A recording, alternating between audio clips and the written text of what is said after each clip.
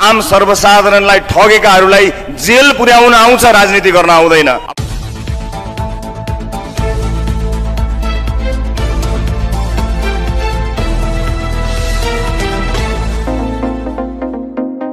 गृहमन्त्री भएपछि रवि लामिछानेले गरे यति खतरनाक घोषणा, छेउमै बसेका नेताहरू बने कालो निलो। नेपालका लागि बेलायती राजाले दिए निकै शुभ समाचार, देशभर छायो निकै खुसियाली।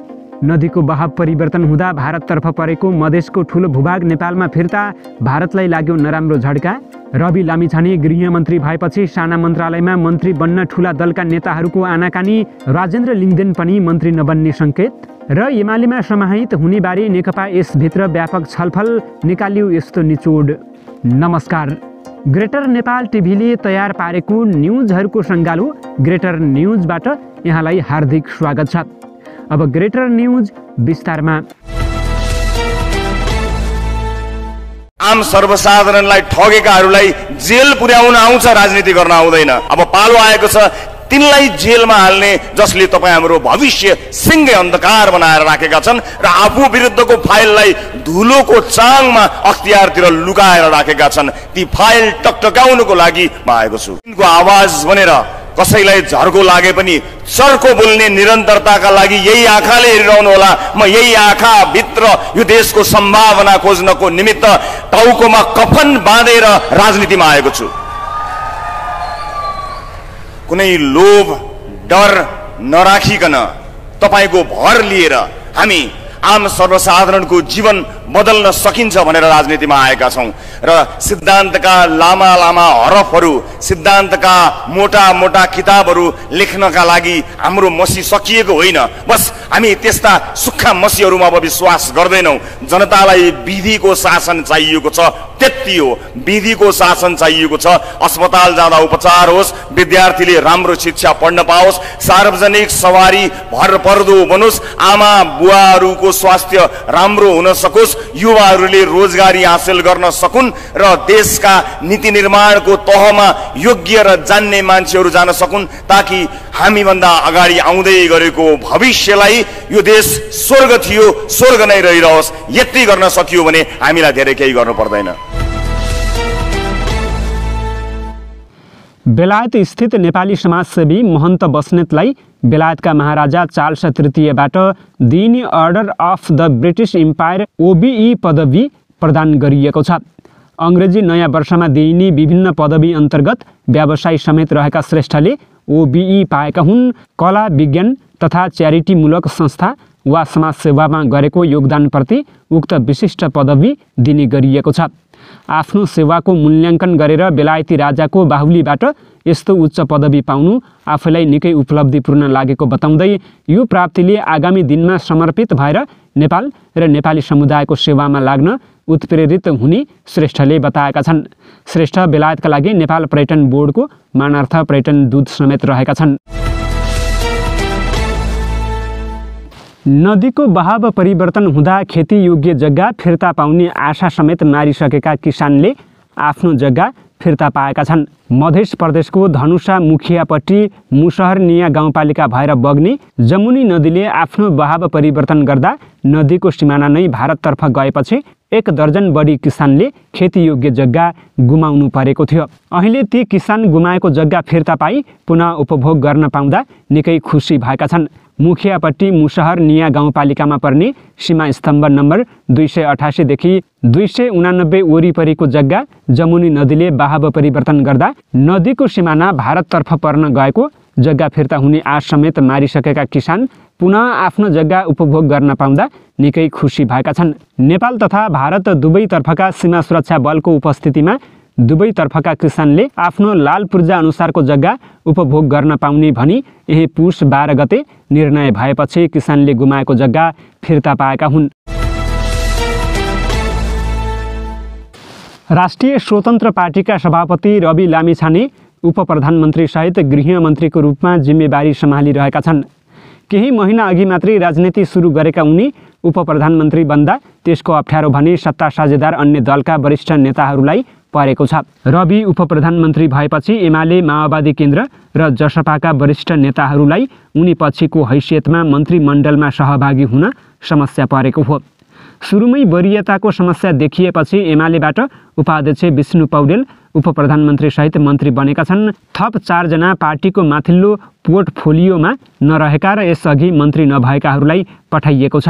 एमालेको पदाधिकारीबाटै मन्त्रीका आकाङ्क्षी थिए, तर अहिले उनीहरू हच्किएका छन्। रविपछिको वरियतामा पर्ने भएकाले पन्छिन खोजिरहेको देखिन्छ। एक एमाले नेताका अनुसार एमालेबाट अर्को पदाधिकारी नै मन्त्री बन्ने सम्भावना लगभग न्यून रहेको छ। गण्डकी प्रदेशका पूर्व मुख्यमन्त्री समेत रहेका उपमहासचिव पृथ्वी सुब्बा गुरुङ, सचिवहरू योगेश भट्टराई, गोकर्ण विष्ट, रघुवीर महासेठ, छविलाल विश्वकर्मा लगायतको सुरुमा मन्त्री बन्ने आकाङ्क्षा रहेको थियो। तर पछिल्ला दिनहरूमा गुरुङ, महासेठ र विश्वकर्मा सभामुखका लागि लबिङ गरिरहेका छन्। विष्ट र भट्टराईले आफै अग्रसरता देखाएका छैनन्। माओवादी केन्द्रबाट प्रधानमन्त्री पुष्पकमल दाहाल प्रचण्डका साथै वरिष्ठ उपाध्यक्ष नारायण काजी श्रेष्ठ उपप्रधानसहित भौतिक पूर्वाधार तथा यातायात मन्त्री बनेका छन्। नेकपा कालमा आफूभन्दा पछि रहेका एमाले उपाध्यक्ष पौडेललाई आफूभन्दा माथिल्लो वरियतामा उपप्रधानमन्त्री बनाइएपछि उनी समेत असन्तुष्ट रहेका छन्। नेकपा कालमा श्रेष्ठ 6औं र पौडेल 9औं वरियतामा रहेका थिए। यसैगरी उपप्रधानमन्त्री पनि पहिले श्रेष्ठ नै भएका हुन्। उनी 2067मा डाक्टर बाबुराम भट्टराईको मन्त्रीमण्डलमा उपप्रधानमन्त्री भएका थिए। पौडेल भने 2078 सालमा एमाले अध्यक्ष केपी शर्मा ओलीको मन्त्री परिषदमा उपप्रधानमन्त्री बनेका हुन्। रवि उपप्रधानमन्त्री बनेका कारण माओवादी केन्द्रका अन्य पदाधिकारीहरू पनि सरकारमा जान अग्रसर देखिएका छैनन्। उपमहासचिव वर्षमान पुन र शक्ति बस्नेतको सुरुमा मन्त्री बन्ने चाहना देखिए पनि अहिले पछि हटेको माओवादी केन्द्रका एक नेताले बताएका छन्। पुनले अर्थमन्त्रीमा आकाङ्क्षा देखाएका थिए, तर उक्त मन्त्रालय एमालेको भागमा परेको छ। महत्त्वपूर्ण मन्त्रालय पनि छैन र वरियता पनि मिल्दैन। त्यसैले सकेसम्म नभएकालाई अवसर दिउँ भनेर पदाधिकारी तहका नेताहरू लागिरहनु भएको छ, माओवादी केन्द्रका ती नेताले बताएका छन्। समावेशीको प्रश्नमा एकजना महिलालाई मन्त्री बनाउनै पर्ने भएकाले रेखा शर्माको सम्भावना बलियो रहेको छ। प्रत्यक्षमा नेकपा एमालेका महासचिव शङ्कर पोखरेललाई पराजित गरेर सांसद बनेकी उनलाई मन्त्री बनाउन दबाब पनि बढेको छ। माओवादी केन्द्रबाट अर्को मन्त्री बन्ने पक्का भएका नेतामा सुदन किराँती पर्छन्। भोजपुरबाट 2064, 2074 र 2079मा चुनाव जितिसकेका उनलाई हालसम्म मन्त्री बन्ने अवसर मिलेको छैन। यस्तै राष्ट्रिय प्रजातन्त्र पार्टी सरकारमा जाँदा अध्यक्ष राजेन्द्र लिङ्गदेन नै मन्त्रीका लागि आकाङ्क्षी रहेका थिए, तर अहिले उनी पछि हटेका छन्। उपसभामुख सहित 4 मन्त्रालय मागेका उनले अरू नेतालाई नै सरकारमा सहभागी गराउने देखिएको छ। जनता समाजवादी पार्टीले अहिलेसम्म सरकारको विषयमा निर्णय गरेको छैन। सङ्घीय परिषद अध्यक्ष अशोक राई उक्त पार्टीबाट सरकारको नेतृत्व गर्ने आकाङ्क्षा राखिरहेका छन्, तर उनले सरकारमा जाने अवसर पाए उपप्रधानमन्त्री समेत माग्ने जसपा नेताहरू बताउँछन्। यद्यपि उनले अवसर पाउने सम्भावना भने कम रहेको बताइन्छ। यसपल्ट संसदीय दलको नेता राम सहाय प्रसाद यादव र राजकिशोर यादवलाई मन्त्री बनाइने सम्भावना देखिएको छ। यो भन्दा बढीले अवसर पाउँदा अध्यक्ष उपेन्द्र यादव निकट अन्य 2 नेता सांसदले अवसर पाउनेछन्। प्रधानमन्त्री प्रचण्डले विश्वासको मत लिएपछि मात्रै मन्त्रीमण्डल विस्तार गरिने तयारी रहेको छ। पुस 29 गते विश्वासको मत लिने विषयमा बिहिबारको सत्ता गठबन्धन बैठकमा छलफल चलेको थियो। नेकपा एकीकृत समाजवादीको स्थायी कमिटीको बैठकमा पार्टी एकताका विषयमा छलफल भएको छ। शनिबारदेखि केन्द्रीय कार्यालय आलोकनगरमा जारी बैठकमा सदस्यहरूले पार्टी एकताका विषयमा पनि धारणा राखेको उपमहासचिव गङ्गालाल तुलाधरले जानकारी दिएका छन्। बैठकमा स्थायी कमिटी सदस्यहरूले नेकपा एमालेसँग पार्टी एकता गर्ने नगर्ने भन्ने विषयमा आफ्नो धारणा राखेका छन्। उनीहरूले एमालेबाट एकीकरणको प्रस्ताव नआई पार्टी एकता गर्न नहुने बताएको तुलाधरले जानकारी दिएका छन्। हामीले साथीहरूलाई पार्टी एकताको विषयमा समेत धारणा राख्न समय दिएका छौँ, उनले भने। एमालेबाट एकताको प्रस्ताव नआएको अवस्थामा हामी किन एमालेमा जाने भनेर प्रश्न उठेको छ।